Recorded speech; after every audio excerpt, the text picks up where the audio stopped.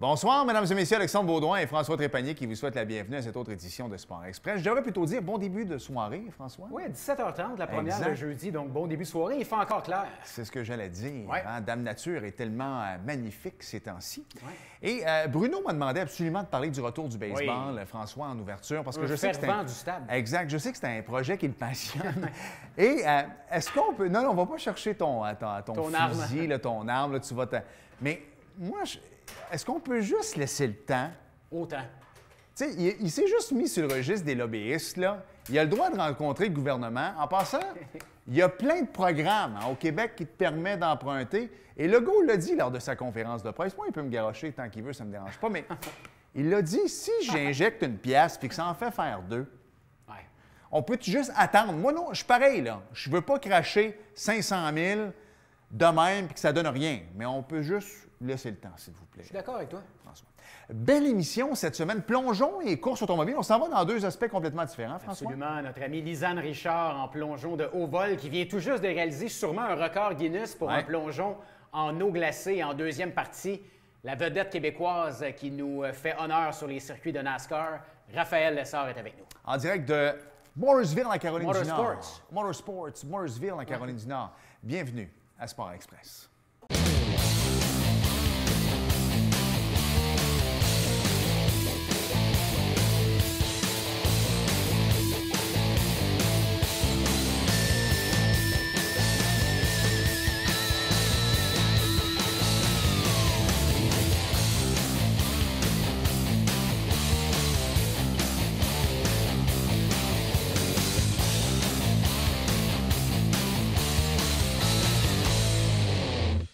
François, notre invité cette semaine, on l'a reçu pour la parution de son livre. Très bon livre, soit-il en passant. Exactement. Et là, elle a remis ça au niveau du plongeon la semaine dernière et ce sera peut-être un record Guinness, on va lui en parler. La plongeuse Lisanne Richard est avec nous. Salut! Salut Lisanne. Salut, comment ça va? Bien, nous autres, on va très, très bien. D'abord, écoute, ça te fait bien la tuque sur la tête comme ça. Toi qui as fait un plongeon en eau froide, j'imagine que ça aurait pu aider, mais parle-nous-en un peu de cette idée de fou-là avec ton entraîneur Yves Millard. Ça s'est passé la semaine dernière. On voit des images. C'est magnifique. Tu sais, habituellement, à Thetford, moi, je vois pas ça beau de même. Mais là, c'est magnifique. Vous avez bien fait ça. Une belle captation. C'est venu comment, cette idée-là? Bien, en fait, premièrement, par rapport à la tuque, là, je suis plus game de l'enlever. J'ai tellement eu froid que là je suis pas cooling au bout depuis. Mais là, il recommence à faire super beau dehors. Fait que c'est sûr que ça donne le goût là, de se dévêtir un peu puis de ressortir. Mais le week-end dernier, en fait, c'est comme le week-end d'il y a un petit peu plus que... En tout cas, près de 2 semaines, probablement, au moment de la diffusion. Il faisait vraiment froid encore là, dans la région de Thetford. Là. On était dans un climat complètement hivernal, puis bien entendu que l'eau était super froide aussi. Là. Puis la personne qui a plongé avec moi, là, c'est mon mentor, c'est un très bon ami à moi, c'est Yves Millard, mais c'est pas mon entraîneur. Mon entraîneur, c'est Stéphane Lapointe. Mais quand même... Yves, il a énormément d'expertise. Là, ça fait 40 ans qu'il fait du haut vol. Donc, c'est vraiment la personne qui a le plus d'expérience en haut vol au pays. C'était la personne à aller chercher pour un défi comme ça. Puis c'est un très bon ami à moi. On s'entend super bien. Puis vraiment, c'était une super belle expérience. Mais c'est parti de mon idée. Là. À un moment donné, je me suis réveillée en pleine nuit avec cette idée-là qui a évolué grâce aux alliés. Mais c'est comme toujours dans le sens de... Moi, je suis vraiment drivée par le dépassement de soi. Donc, tu sais, c'était... trouver qu'est-ce que je peux faire qui va me challenger encore plus dans le but de m'offrir l'opportunité d'être fière de moi, là, dans le fond. Puis c'est comme un cycle. Là. Moi, je suis tout le temps de projet en projet. Il y a quelque chose qui me sort vraiment de ma zone de confort jusqu'à ce que je le réussisse. Puis après, ça me motive pour la prochaine étape. Mais là, c'était une combinaison parce que j'avais déjà plongé dehors à Montréal en lumière. L'hiver dernier, on avait fait des spectacles, puis il faisait vraiment froid, mais l'eau était super chaude. Là. Il y avait de la fumée là, qui sortait de l'eau, là, tellement que l'eau était chaude. Mais au moins, je connaissais c'était quoi grimper dans un climat hivernal puis avoir de la glace sur mon soute avant de plonger. Mais j'avais aussi plongé au fjord l'automne dernier, puis il faisait super froid, puis l'eau était froide. Fait que là, en combinant ces deux éléments-là, je me suis dit, OK, je suis peut-être prête pour ce défi-là. Mais c'était tellement un travail d'équipe. C'est ça qui était formidable parce que, tu sais, nous, on a plongé, puis c'était vraiment le fun, on est chanceux, mais ça a été possible grâce aux alliés qu'on avait. Là. Il y a du monde qui ont travaillé pendant 5 heures pour faire un trou de glace. Là. La glace avait 24 pouces d'épais. C'était vraiment des gros cubes de glace. Puis il a fallu faire quand même un gros trou. Pour nous, d'en haut, ça avait de l'air petit. Là, je vous fournirai des images. Mais vraiment, comme c'était vraiment un gros travail, juste ça. Puis, il y avait Air Médic qui était sur place pour veiller à notre sécurité s'il y avait quelque chose. Apnea City qui était dans l'eau. Donc, il y a du monde qui sont restés dans l'eau plus longtemps que nous aussi, qui s'assuraient de notre sécurité à l'atterrissage. Puis, il y a un documentaire qui est fait à propos de ma carrière sportive en général, mais dont cet exploit-là fait partie d'un court documentaire qui va sortir prochainement. Lisanne, c'est bien beau le saut. Vous l'avez réussi, vous l'avez fait. On risque peut-être de voir ça dans le livre des records Guinness. Mais au niveau de la logistique de tout ça, là, oui, tu as eu l'idée en te réveillant en pleine nuit, il faudrait que je fasse ça, tu l'as fait. Mais de choisir l'endroit, de choisir, bon, ben, ça va prendre des bénévoles, tout ça, c'est organisé comment? C'était beaucoup de travail, puis ça a pris la collaboration de beaucoup de monde, puis ça a quand même été un enjeu pour nous de faire ça pendant la période de la COVID aussi. Là. Il y a souvent des journées de tournage qui ont dû être annulées puis reportées à plus tard. Puis même l'exploit, on aurait souhaité le faire plus tôt cet hiver, mais ça aussi, ça avait été décalé un petit peu. Mais c'est vraiment, c'est de trouver les bons alliés qui rend chaque défi possible. Là, il y avait des pros dans tous les domaines qui s'occupaient chacun de leur dossier. Mais on était super bien soutenus. Il y a plein de monde qui ont embarqué dans cette idée-là. Je pense que parce que l'idée était folle, c'était plus attrayant pour nous tous. Là. Donc, mais vraiment, je ne vous cacherai pas qu'une fois que le trou était fait, là, je me disais, oh mon Dieu, j'ai plus le choix. Là. Moi, j'ai lancé ça en l'air de même. J'aurais jamais cru que ça devienne un projet. Puis on a travaillé fort, puis tout ça, mais c'était vraiment un point de non-retour. Puis d'habitude, là, au vol, tu as toujours le choix. Puis honnêtement, si je ne l'avais pas filé, j'aurais pas mis ma vie en danger, mais il y a tellement de monde qui méritait de me voir me garrocher qu'il fallait pas que je change d'idée. Ouais. Moi, la nuit, je me demande si j'ai barré à la porte. Il y en a qui se réveillent avec différentes idées comme ça, mais je trouve ça bien quand même. Écoute, souvent, la pandémie a amené les gens à se recentrer, à essayer de se diversifier un peu. Bon, là, tu ne peux pas voyager partout à travers le monde, donc tu sautes ici au Québec. Tu nous fais découvrir des endroits où on n'aurait jamais pensé qu'on aurait pu sauter. Tu as même d'autres projets qui s'en viennent très bientôt. Est-ce que, non pas que tu as des remords ou des regrets, mais est-ce que tu te dis, il me semble que ça, j'aurais pu faire ça avant. Est-ce qu'il y a des choses que tu fais présentement que tu te dis, bien, il me semble qu'à 25 ans, ça aurait été le fun aussi? Ben non, parce qu'en fait, je pense qu'ils sont rendus possibles maintenant à cause de ce que j'ai fait avant. Honnêtement, le plongeon, l'hiver, là, c'était tellement un gros défi technique que ça prenait énormément d'expérience en haut vol. J'aurais jamais pu faire ça avant d'avoir fait toutes les compétitions que j'ai fait, avant d'avoir fait les plongeons plus difficiles que j'ai fait aussi, parce que c'était vraiment, vraiment demandant.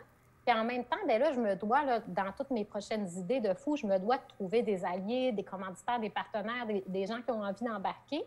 Mais veux pas, c'est un petit peu plus convaincant étant donné le CV que je me suis fait avant. Parce que là, on peut dire, regarde, Lisanne, elle a remporté 4 compétitions internationales, 16 podiums. Tu sais, c'est plus convaincant. Là. Les gens, ils savent, ils me trouvent pas aussi folle aussi parce qu'ils savent que je sais ce que je fais. Si j'arrivais avec comme rien puis je leur disais, je veux faire ça, j'aurais de l'air plus folle. Là. Donc, je pense que l'ordre était le bon.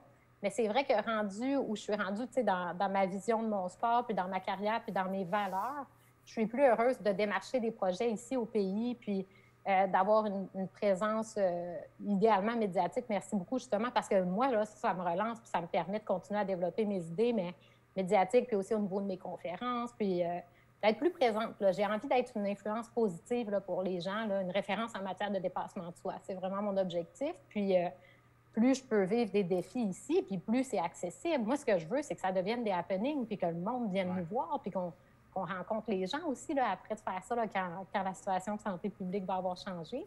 Puis en plus, j'ai plus le goût de tout le temps partir loin de mes enfants. J'ai envie qu'ils soient sur le bord de l'eau quand je plonge puis sauter dans leurs bras après. Là. Donc, c'est tout plus aligné avec mes valeurs. Il y a une belle suite qui s'en vient. Là. Souvent, quand tu parles à un humoriste ou à un gars de théâtre, quand sa famille est dans la salle, toujours plus nerveux. La famille aussi, toujours peur d'oublier une ligne ou des choses comme ça. Quand tu es au Costa Rica ou des endroits, bon, des fois, les enfants, la famille ne suit pas, tu es capable d'être dans ta bulle, de te concentrer. D'avoir tes enfants pas loin, sachant que c'est dangereux, parce que tu l'as dit tantôt, des fois, tu mets ta vie en péril, là, parce que si tu tombes mal, on va se le dire, là, on ne saute pas du plongeon de 3 mètres à la piscine à Saint-Bruno. C'est différent.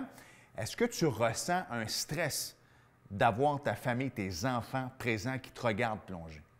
Bien, Quand même, oui, parce que ma plus jeune, elle s'inquiète un petit peu aussi. Là. Mon chum aussi, il s'inquiète un petit peu plus. Puis quand on a fait le défi au fjord l'automne dernier, mon premier plongeon, c'est le pire plongeon de ma carrière là, que j'ai fait là-bas. Ça fait 20 ans que je fais du haut vol. Là. Et le pire de ma carrière, je l'ai fait là-bas parce que les éléments étaient différents directement de la falaise, avec le froid. Il y avait beaucoup d'enjeux. Puis ils étaient présents, puis ils m'ont vu me faire mal. Mais après, je suis remontée, puis j'en ai réussi super bien 3 autres. Fait que je me suis comme raccommodée avec cet événement-là, puis je suis redevenue en paix avec. Mais là, c'était la première fois depuis que je replongeais devant eux. Donc, j'étais plus nerveuse. Mais en même temps, c'était important pour moi de les sécuriser. Puis ce plongeon-là, le premier que j'ai fait en solo, je l'ai vraiment abordé de façon à... D'habitude, je veux faire le plus beau plongeon possible, évidemment, mais là, c'était vraiment, regarde, dans ces circonstances-là, je veux faire le plongeon le plus sécuritaire possible. Donc, on était vraiment concentrés là-dessus. Puis, j'étais en paix, puis je suis contente qu'ils l'aient vu parce que là, j'ai regagné leur confiance, là, puis ça va être un petit peu moins prenant là, pour les prochaines fois. Là. Lisanne, il reste 2 minutes. Est-ce que tu peux nous parler un petit peu de... On voit que tu as vraiment la tête qui bouillonne présentement. Je pense que tu t'es rendu compte que projet après projet, tu aimes ça. Est-ce que tu peux nous expliquer un peu qu'est-ce qui pourrait s'en venir? Qu'est-ce que tu as en tête? Ou tu préfères garder le secret ou au moins nous en donner un petit peu? Là? Ben non, moi, ça me fait plaisir d'en parler parce que souvent, là, pour rendre ces idées-là réalisables, ça me prend toute une équipe. Puis là, des fois, je touche à des domaines que je connais pas nécessairement le monde. Fait que c'est super s'il y a des gens qui communiquent sur mes réseaux puis qui me donnent des inputs ou qui me disent « Ah, moi, je veux embarquer avec toi. » Entre autres, le prochain projet, c'est un plongeon d'une montgolfière. Puis ça aussi, c'est une grande première mondiale. Ça n'a jamais été fait. Puis moi, ça fait des années que je veux faire ça. J'avais déjà approché le festival de Montgolfière avec mon idée. Puis ça n'avait pas fonctionné, mais là, je sens vraiment que ça s'en vient. Là. On aimerait ça faire ça là, avant le début de l'été. Donc là, on a déjà des alliés, mais quand même, c'est sûr que c'est un gros défi là, parce que la montgolfière est vraiment affectée par la température, entre autres. Fait qu'on a plusieurs tests à faire, puis il y a différents enjeux. Mais ça va être génial. Ça, c'est un de mes prochains projets, mais j'ai aussi un projet de plonger dans le noir avec un sou de lumière LED. Donc là-dessus, j'ai besoin de trouver des alliés parce que j'ai pas encore le sou. Je suis capable de plonger, mais il faut que je trouve comment gérer le sou. Mais puis, il y a plein d'autres idées. Là. Des grues, on peut plonger de des grues dans des marinas. Ça rendrait ça accessible. Puis près des bateaux, là, cet été, ça serait vraiment le fun. Un mode voilier. D'autres falaises au Québec aussi. Il y en a plusieurs des belles. Donc... Ça bouillonne, là, puis un projet après l'autre, là, ça se développe. Puis à chaque fois qu'on en fait un, bien, ça nous donne les outils pour le prochain aussi. Là. Puis j'ai des super équipes qui font de la création de contenu visuel autour de ces plongeons-là, magnifiques, là, autant les photos que les vidéos. Puis ça nous aide aussi à propulser les prochains projets. Écoute, il reste 30 secondes. Si jamais tu as besoin, François est très bien plugué pour ce qui est des montgolfières. Mais...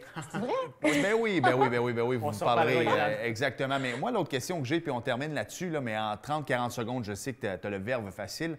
Mais dis-moi, quand tu as une idée de fou comme ça de sauter en montgolfière, là, tu sais, en ce moment, on parle beaucoup de la santé publique avec le COVID. Mais tu dois présenter ce projet-là à quelqu'un. Il me semble de te voir rentrer dans un bureau. Dis-moi, j'ai une bonne idée, ça va être sécuritaire, je vous le dis, là. Mais je veux me lancer en bas d'une montgolfière. Il doit y avoir des gens qui acceptent ces défis-là?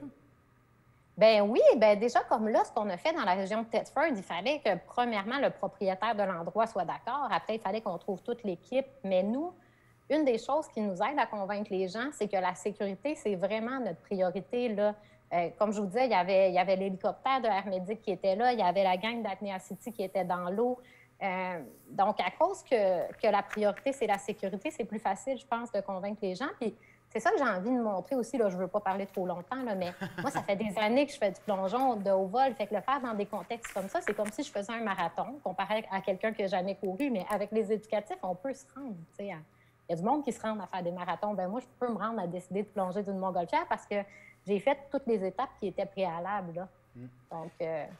Bien hâte de suivre, bien hâte de suivre le projet. Lisanne, merci beaucoup. Merci, Lisanne. Le meilleur pour toi. Puis peut-être qu'on va se reparler d'ici juin pour ces nombreux projets qui mijotent dans ta tête. Essaie de bien dormir la nuit. Ton chum va aimer ça aussi. Merci, Lisanne. Oui, mais merci. Vous êtes tellement super. Moi, je vous reparle n'importe quand. Merci beaucoup. C'est gentil. Bye-bye. Au plaisir. Et là, on s'arrête, François, au retour. NASCAR. On s'en va quelque part chez l'oncle Sam. Je ne sais pas dans quel état il est américain, mais notre bon ami Raphaël Lessard nous attend. Au retour. Bougez pas.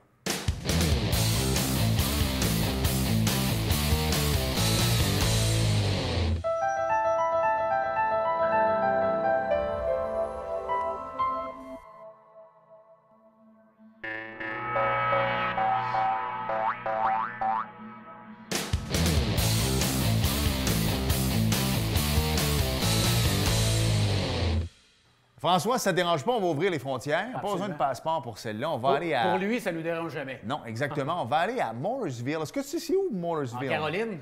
Mais je ne le savais pas avant. T'es fort. T'as raison. C'est en Caroline du Nord. Notre bon ami Raphaël Lessard est là. Salut, Raphaël. Salut, Raphaël. Salut, ça va bien? Ça va très, très bien. Merci. T'arrives de courir. Le jogging a bien été. Est-ce qu'il fait beau en Caroline du Nord? Ouais, il fait très beau aujourd'hui. Il commence à faire assez chaud. Là. J'avais mon petit coton ouaté, puis là, il a fallu que je l'autre. Il commence à faire des belles températures, des 20 degrés. Puis l'autre semaine, on a eu une journée qui faisait 25 degrés. Fait que l'été ici, il fait très, très chaud. Fait que là, ça commence à s'en aller vers là. Écoute, tu t'en vas à Bristol. Mes filles connaissent bien ça, moi, à cause du film Cars. Ouais. On va en reparler dans pas long. Écoute, je ne l'ai pas lu parce que je ne suis pas sur les réseaux sociaux, mais on m'a dit que tu as écrit un beau long fleuve pour t'excuser d'un événement en fin de semaine. Mais pourtant, moi, quand je lis les journaux, je vois bien que c'est pas toi qui es en cause, c'est ta voiture. Mais je sais que tu es un gars au grand cœur. Explique-nous donc ce qui s'est passé en fin de semaine passée. Ouais, bien, la semaine avant, en fin de semaine, là, j'avais fait une erreur. C'est moi qui avais descendu trop vite sur la. Je pensais plus que la personne à l'intérieur de moi était là. Puis j'ai descendu, puis j'ai causé un accident à cause de ça. Mais en fin de semaine passée, on était à Atlanta. Puis dans le fond, tout allait bien. On avait parti 23e. On avait fait des très bons ajustements sur la camionnette toute la semaine entre Las Vegas et Atlanta. La camionnette allait bien, j'étais content. Puis quand on est arrivé au deuxième segment, on était rendu 11e. Ça allait bien, il restait 10 tours au deuxième segment. Puis je suis rentré dans le virage. Puis la boucane s'est mise à monter à l'intérieur de la camionnette. Puis j'ai pas été capable de tourner à moitié. Je suis venu près partir en dérapage. Là, pour moi, c'était la sensation d'un pneu, d'une crevaison. Fait que là, j'ai rentré pour vouloir sauver la camionnette. Puis j'ai dit, hey les gars, j'ai une crevaison, je pense que c'est en arrière à droite. Là, ils ont changé les pneus, on est tombé 2 tours en arrière. On est retourné sur la piste.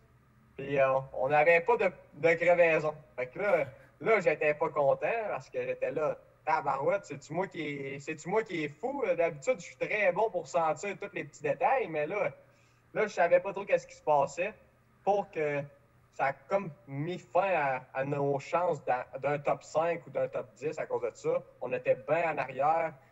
Après ça, on a juste lutté pour essayer d'attendre qu'il y ait des jaunes pour revenir sur le tour du meneur. Puis avec 12 tours à faire, tout a arrêté, la camionnette avançait plus. Puis pour se rendre compte que c'est le différentiel en arrière qui a brisé. Puis je pense que ça a commencé au deuxième segment. Puis c'est ça qu'il y avait eu quand je suis rentré. Puis je pensais que j'avais une crevaison. Fait que là, je commençais à comprendre que finalement, c'est pas moi qui savais plus comment sentir la camionnette. Mais ça a été une fin de semaine assez frustrante parce qu'on avait une très bonne Chevrolet Silverado. On avait amélioré beaucoup comparé à Las Vegas. D'après moi, on était rendu 11e, puis je forçais pas trop la camionnette en début de course, puis ça allait bien. Fait c'est frustrant, mais garde, on continue de travailler fort, rester positif, puis s'en aller dans la bonne direction. Raphaël, tu le dis que tu es rentré au puits pour faire changer les pneus. Tu croyais que tu avais une crevaison. Quand tu te rends compte finalement sur la piste que c'était pas une crevaison et que ça t'ennuie toujours, dans ta tête de pilote qui est habitué de rouler un véhicule qui va bien, puis tu le connais par cœur, ton véhicule, as-tu toujours une crainte de peut-être accélérer ou quand tu sais qu'il y a quelque chose qui va pas? Ouais, ben, on aurait dit que rendu là, j'étais pas content. Fait que là, j'essayais de donner tout ce que j'avais, mais j'étais avec des plus vieux pneus que les autres parce que on n'avait pas rentré au puits en même temps que les autres pour essayer de gagner un tour. Puis là, on essayait juste de rester en arrière puis de ne pas se faire lapper encore d'un autre tour. Puis c'est sûr que plus que j'y pense, des fois, il y a des courses que, en tant que pilote, tu sais qu'il y a quelque chose qui n'est pas correct avec la camionnette, mais des petites choses comme ça que c'est en arrière de ta tête puis tu sais pas exactement c'est quoi. Fait que tu as toujours quelque chose. Tu es là, voyons, il me semble que je trouve qu'il y a quelque chose de pas normal. Mais je n'étais pas capable de trouver c'est quoi, jusqu'à temps que ça brise complètement. Mais c'est sûr que, regarde, je faisais attention, oui et non, parce que j'avais confiance en ma camionnette, puis je savais que mes pneus avait de l'air dedans, puis il était correct. C'est juste que c'est pas comme si c'était côté suspension qu'il y avait quelque chose de brisé, parce que ça, c'est plus grave. Si la suspension brise, là, il y a des fortes chances que tu finisses dans le mur. Mais quand c'est différentiel comme ça, c'est plus... ça n'avance plus, puis ça finit là. Mais en tout cas, ça a été une course à oublier, mais on a encore appris beaucoup. Je veux que tu m'expliques quelque chose, parce que souvent les gens, puis je trouve ça tellement le fun, parce que RDS présente la majorité de tes courses, Raphaël. Et moi, au début, je taquine tout le temps, là, on taquine beaucoup sur le NASCAR et tout ça. Puis l'année passée, je ne comprenais pas les heats 1, 2, 3. Puis cette année, à Daytona, je sais que tu as gagné. En fait, la première heat, c'est toi de la saison qui l'a gagné. Moi, j'étais debout dans mon salon. Ma blonde ne comprenait pas ce que je faisais. Elle dit, la course n'est pas finie. Je dis, non. C'est la heat 1. Puis écoute, j'étais dedans jusqu'à la fin. En fait, je pense que tu as sorti de piste à la fin dans un gros carambolage. Mais je suis ta saison. Les gens se comparent souvent avec la Formule 1. Puis ce que j'aime, moi, c'est la pureté de votre sport. Ouais. Et en Formule 1, dis-moi si j'ai tort, mais il aurait su que c'est un différentiel. C'est ça qui est la beauté de votre sport, c'est que toi, il n'y a pas de sensor, il n'y a rien qui pouvait te dire que c'était le différentiel. Il faut que tu y ailles avec justement comment sentir ton bolide, le feeling. Parce que Lewis Hamilton, lui, il aurait dit tout de suite, c'est pas une crevaison, bolide, c'est ton différentiel rentrant dedans, mais c'est pas le cas du tout en NASCAR. Oui, c'est ça. Nous autres, on a accès, si on va faire des tests privés, on a accès à beaucoup de données. On peut mettre des acquisitions de données, des sensors partout sur la camionnette. Mais en course, on a des règlements qu'on ne peut pas avoir ça. Fait que s'il arrive quelque chose, c'est ça qui est le fun parce que c'est au pilote à dire qu'est-ce qui se passe, puis à essayer de trouver c'est quoi le problème. Mais c'est étonnant des fois parce que quand tu passes la course au complet à te demander c'est quoi qui se passe, jusqu'à temps que ça brise complètement, ben là, tu t'en rends compte c'est quoi qui se passait. Mais bon, c'est la beauté du NASCAR, moi, je trouve, parce que le pilote a son travail à faire de ce côté-là. Puis moi, j'ai essayé de le faire le mieux possible. Puis je pouvais pas faire plus que ce que j'ai fait là, mais regarde, on focus sur la prochaine. Justement, la prochaine, ça va se passer du côté de Bristol. Tu as dit que tu prenais l'avion, je pense, jeudi ou vendredi, Raphaël. Là, juste pour expliquer aux téléspectateurs, tu t'en vas sur de la terre, c'est bien ça? Oui, la piste de Bristol, d'habitude, qui est en ciment, en béton, qui a le stade, c'est presque un stade de football, c'est une piste très mythique. Bien, ils ont rempli le circuit de terre. Puis les dernières semaines, ils ont couru avec des voitures de terre dessus. Là, en fin de semaine, c'est le NASCAR, la Cup Series et la Truck Series avec nous. Puis ça va être ma première vraie course sur terre. Je suis très excité de ça. J'ai pratiqué beaucoup avec GMS et Chevrolet avec des voitures faites pour la terre. Mais là, des camionnettes comme ça, je ne vais pas avoir l'adhérence que j'avais avec des voitures faites pour la terre, avec une camionnette qui est faite pour l'asphalte. Fait que ça va être très technique, ça va être très glissant, mais j'ai hâte de voir que ça devrait donner un bon spectacle. Ça va être ça va être une course plate, ça va être tout le monde vont essayer de se battre pour la même ligne, ou peut-être la piste, on va être capable de rouler à l'extérieur, à l'intérieur, essayer de trouver de l'adhérence un peu partout. Fait que ça devrait faire un bon spectacle si c'est comme ça. Mais oui, parce que c'est un peu le même scénario quand il pleut. Tu sais jamais qu'est-ce qui peut arriver. Vous autres, c'est la même chose jusqu'au dernier tour. Puis Dieu sait que vous autres, à la fin, là, les 10 derniers tours, c'est assez long avec les drapeaux jaunes, les drapeaux rouges des fois. Ça risque d'être hyper enlevant. Mais il y a une chose que je ne savais pas. La COP aussi vont être sur... Écoute, là, je suis surpris, là. Oui, bien la Cup Series, c'est dimanche. Dimanche, vont être sur la Terre aussi. Et il y a plusieurs pilotes en Cup Series qui n'ont jamais couru sur la Terre. Mais non. Ou des pilotes qui sont très, très bons sur la Terre et qui viennent de ce monde-là, qui vont courir en Truck Series avec nous pour essayer de se donner un peu plus, un petit avantage sur les autres. Fait que je vais courir contre des gars comme Kyle Larson, Martin Truex, Bubba Wallace, Kevin Harvick, Ryan Newman. Je pense que Daniel Suarez va être là aussi.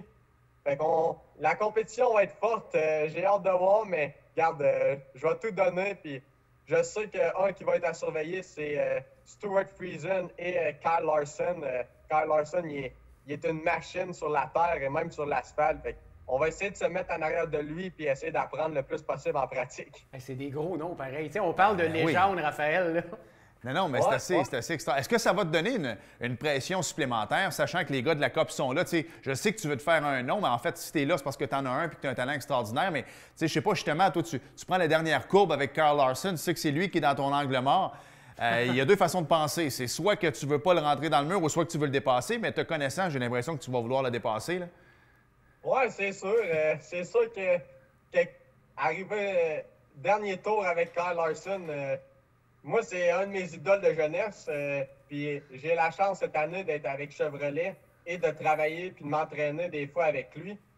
C'est une exception. C'est une des exceptions de ce sport qui est juste incroyable. Mais j'ai vraiment hâte de voir. Là, je vais essayer de tout donner puis d'apprendre. Il y a tellement d'expérience sur la terre et sur l'asphalte que j'ai hâte de voir. Ça va être bon pour moi, je pense, parce que si on performe bien, puis on performe avec des gros noms comme ça va me donner un petit boost, puis encore plus de confiance. On va être là devant notre télé, ça, c'est sûr. Oui, monsieur, puis ça va être bon pour les commanditaires. En direct de Martinsville, North Carolina, mon cher Raphaël. Merci. Continue, nous autres, on t'écoute. Puis, je te l'ai dit, vérifie ton compte de banque parce que moi, j'ai parti une saison Xbox avec toi comme chauffeur, puis je te fais faire de l'argent, pas à peu près. Salut, mon ami. Salut, à la prochaine. Bonne chance. Allez, merci beaucoup. On s'arrête. Et au retour, on est déjà rendu là, mon cher. Le mot de la fin.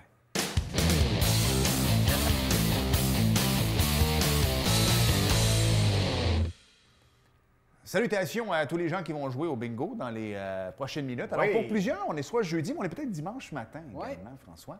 Alors, je sais que ça vous intéresse tellement. Là, on avait du vrai NASCAR avec Raphaël Lessard. Là, on va parler de NASCAR également, mais on va s'amuser encore un peu. C'était où la course la semaine passée, Richard? Atlanta. C'était à Atlanta. Alors voilà, c'est Ryan Blaney qui a terminé premier. Mais semble-t-il que Kyle Larson a fait une course extraordinaire, Il a été premier presque François. tout le long, je pense. Pas mal tout le temps. Alex Bowman a terminé troisième. Danny Hamlin, quatrième. Kyle Busch a terminé cinquième. En sixième, le préféré de Louis. Exactement. Austin Dillon, juste pour toi, Louis, a terminé sixième. Et si on regarde le reste, Chris Buescher, lui, il est très payant au Scrabble. Regarde les lettres, François. Là. William Byron, 8e. Martin Truex Jr., 9e. Et Kevin Harvick a Ceux-là, on les terminé connaît. 10e. Hey, la semaine prochaine, on parle de golf. Sylvain Patry d'International 2000 qui vient d'ouvrir à la colle. Déjà? Oui. Ça n'a pas d'allure. Premier club au Québec. Merci, François. Merci, Alex. Merci à vous d'avoir été là. Et bonne semaine à tout le monde, sauf Louis, Bruno et tout le reste, parce qu'ils ne veulent pas de baseball. Salut. À la semaine prochaine.